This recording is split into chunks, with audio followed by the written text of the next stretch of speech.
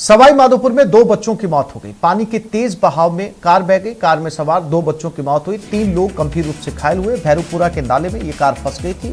बोदल से चितारा जाने के दौरान यह हादसा पेश आया।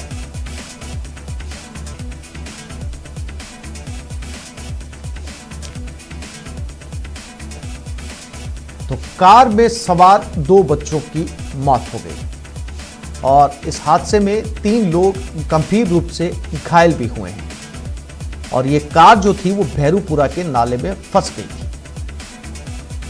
सवाई माधोपुर में 2 बच्चों की मौत का मामला।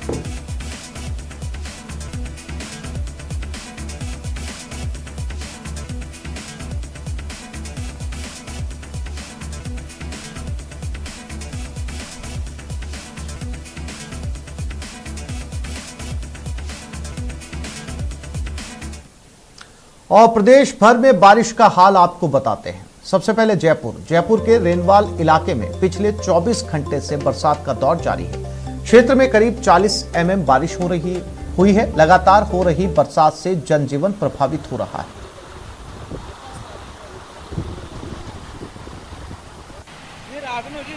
रात नहीं हुई जाए तो काल बरसात हुई थी रेनवाल में भाई भी को पानी आई।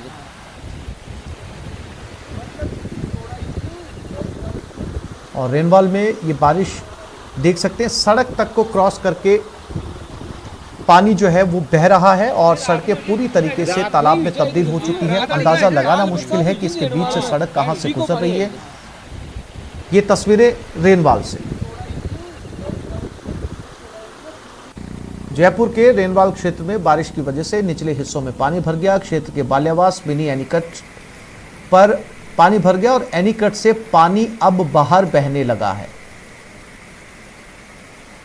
इस दौरान कई कच्चे मकानों के ढहने की खबरें भी सामने आ रही है। लगातार संपर्क गांवों का टूटने की खबरें भी सामने आ रही है। घरों के अंदर पानी भर चुका है और लगभग सभी गांव ऐसा लग रहे हैं जैसे टापू, समुद्र के अंदर जो टापू नजर आते हैं, वैसी तस्वीरें इस वक्त जो है वो बारिश के दौर में नजर आ रही हैं।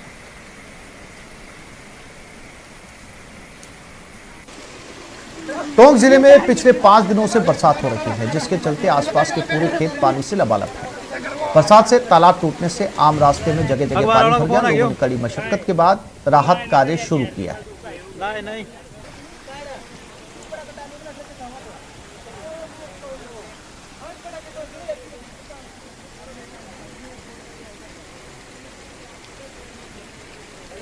मिट्टी के कट्टों से तालाब के पानी को गांव में आने से रोका जा रहा है। जयपुर के बगरू में छितरौली गांव में भारी बरसात जारी है। यहां घरों में पानी घुसने की वजह से लोग छतों पर चढ़ गए। सिविल डिफेंस की टीम यहां रेस्क्यू ऑपरेशन में जुटी हुई है।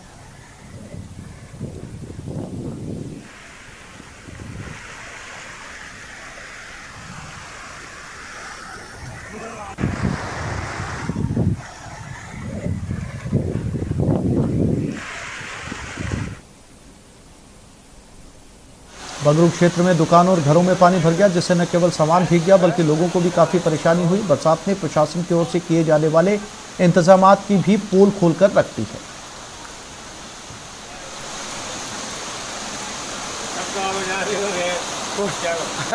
पिछली बार भी आए जो तक तो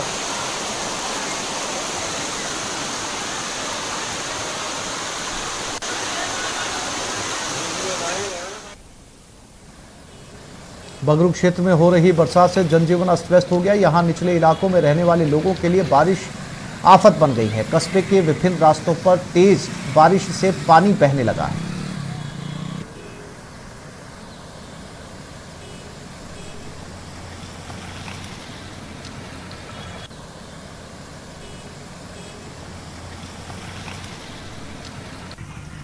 करौली जिले में इस बार मानसून जबरदस्त मेहरबान हुआ। जिले में पिछले 7 दिनों से लगातार बारिश का दौर जारी है, जिससे जिले के प्रमुख बांध, नदी, तालाब आदि में पानी की आवक जारी है।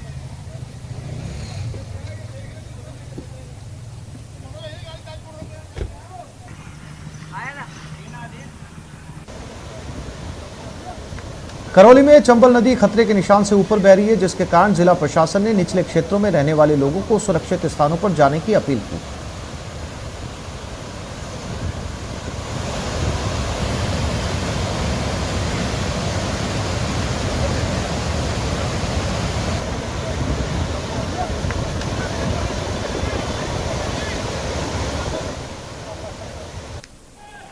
बारां जिले में लगातार 4 दिनों से बरस रही बारिश अब लोगों के लिए आफत का सबब बन गई है। जिले के देवरी, शाबाद, कस्बा थाना, समरानिया, नाहरगढ़, मांगरोल समेत दर्जनों इलाकों में बाढ़ जैसे हालात पैदा हो गए हैं।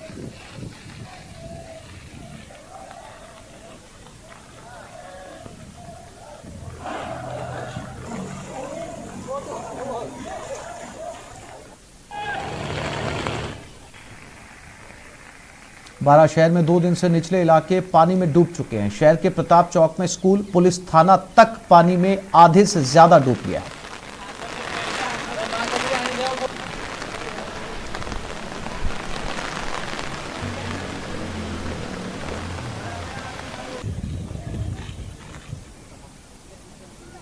दौसा जिले में मूसलाधार बरसात का असर देखने को मिल रहा है। जिले के ग्रामीण इलाकों में अनेक गांवों का रास्ता बारिश के चलते कट गया है।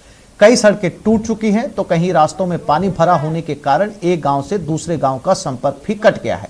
कुछ जगहों पर पानी भरा होने के चलते वाहन भी फंस रहे हैं।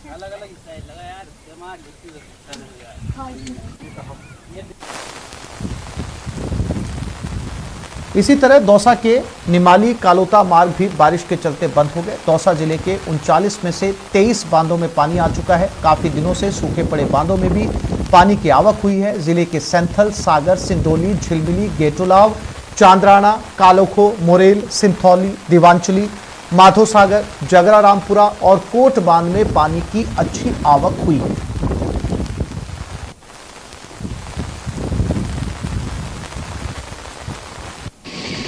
सीकर जिले में बारिश का दौर जारी है। जिला मुख्यालय के साथ साथ आसपास के कई कस्बों में भी लगातार बारिश हो रही है। बारिश की वजह से सीकर शहर में जगह जगह जल भराव की समस्या खड़ी हो गई है। कोटा में सावन की बरसात में संभाग के सबसे बड़े एमबीएस अस्पताल की व्यवस्थाओं की पोल खोलकर रख दी। अस्पताल के कई भागों में पानी टपकने से मरीजों को इधर उधर शिफ्ट करना पड़ रहा है। वहीं अस्पताल की दीवारों में करंट के झटके से हर वक्त हादसे की आशंका बनी हुई है।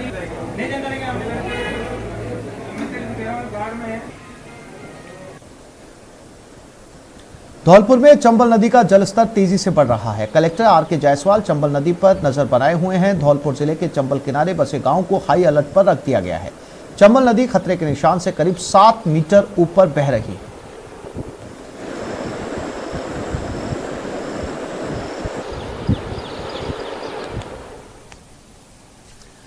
मानसून सत्र में सरकार और विपक्ष का घमासान गंभीर होता जा रहा है। सदन की कार्रवाई रोजाना ठप हो रही है और विपक्ष एकजुट होकर सरकार से मोर्चा लेने को तैयार है। राहुल गांधी की अगुवाई में आज 14 विपक्षी दलों ने पहले बैठक की और फिर सांसद तक साइकिल मार्च निकाला। सरकार को संदेश दिया। सदन में चर्चा को लेकर सरकार और विपक्ष दोनों के अपने अपने दावे हैं और गतिरोध जारी है। देखते हैं इस रिपोर्ट में।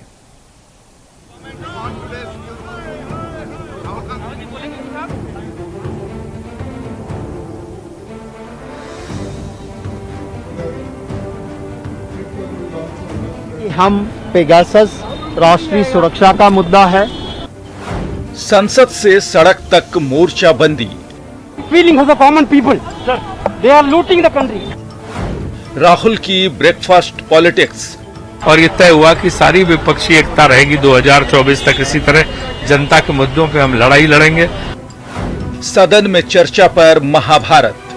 सत्ताधारी सरकार सदन की मर्यादा को खत्म कर रही है, लेकिन विपक्ष हम देश की आवाज को सदन से सड़क तक लेके जाएंगे और आज साइकिल चला के यही हम प्रकाशित कर रहे हैं। विपक्ष का प्रहार, सरकार का पलटवार। Prime minister is very category in this. सार्थक और समृद्ध चर्चा होना चाहिए, ये प्रधानमंत्री जी का इच्छा है। इसलिए मैं फिर से आग्रह करता हूं। देश में मानसून भले ही जमकर ना बरस पा रहा हो, लेकिन दिल्ली में सियासी हंगामा जमकर चल रहा है। 19 जुलाई से शुरू हुए संसद सत्र में चर्चा को लेकर सरकार और विपक्ष में महाभारत जारी है। विपक्ष पेगासस जासूसी कांड को लेकर सरकार पर हमलावर है और सरकार पर चर्चा से भागने का आरोप लगा रही है, तो केंद्र सरकार इसे नकारते हुए विपक्ष पर पलटवार कर रही है। पेगासस इश्यू ये बहुत बड़ा मुद्दा है देश के लिए।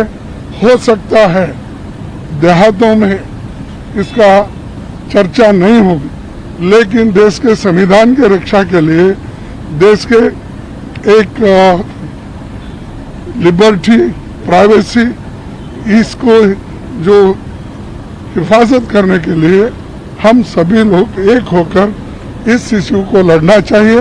हमने बार बार ये कह रहे, आज प्रधानमंत्री जी ये भी कहा कि शुरू से हम कह रहे हैं हम चर्चा के लिए तैयार है और एक माहौल बनाने का कोशिश चल रहा है कि बिल इज ऑफ गवर्नमेंट।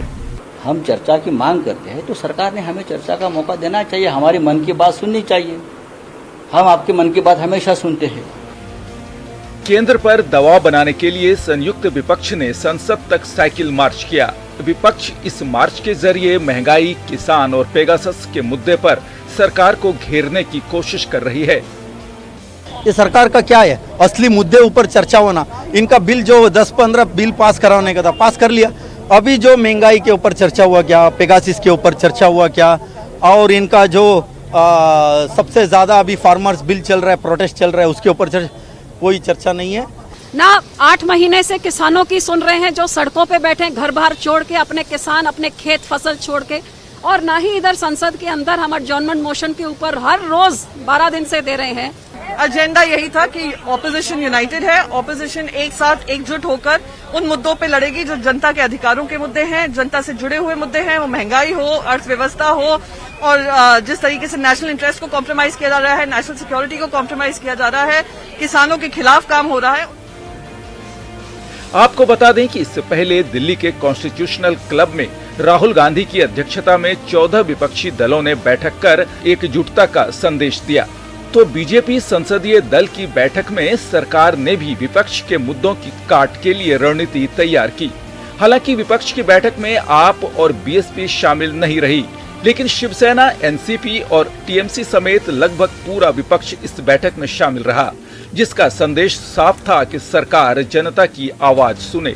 लेकिन 100% का सवाल है कि पहल किसकी ओर से होगी, क्योंकि सरकार और विपक्ष दोनों चर्चा का दावा तो करते हैं, लेकिन हंगामे के लिए भी पूरी तरीके से जिम्मेदार दिखते हैं।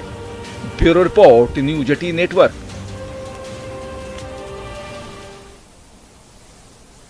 तो इस बुलेटिन में फिलहाल इतना ही। नमस्कार।